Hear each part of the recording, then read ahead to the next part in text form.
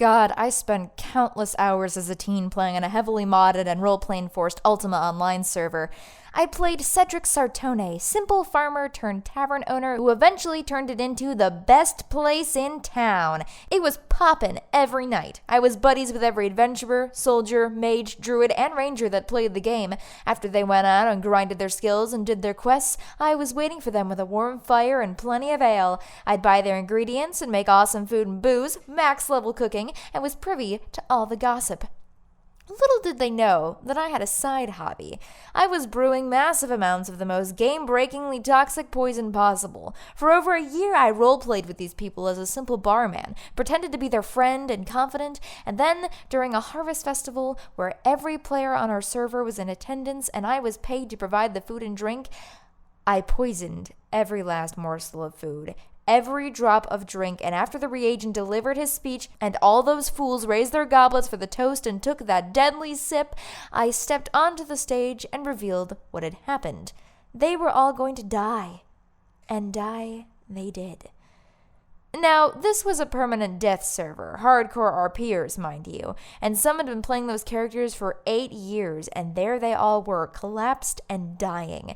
Soon they were all unconscious, as you could only die if you went unconscious 3 times in one day, or if a certain psychotic bartender came and cut off your head, which I did to every player in our group of 38.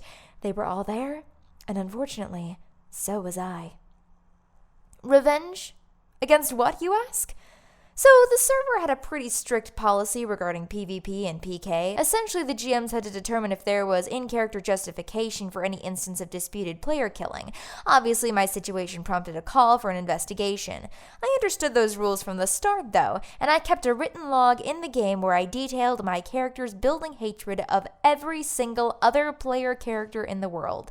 He would keep track of every little thing from petty slights to unpaid tabs, but more importantly, I adopted the little mannerisms that people roleplay to develop their characters into the madness of mine.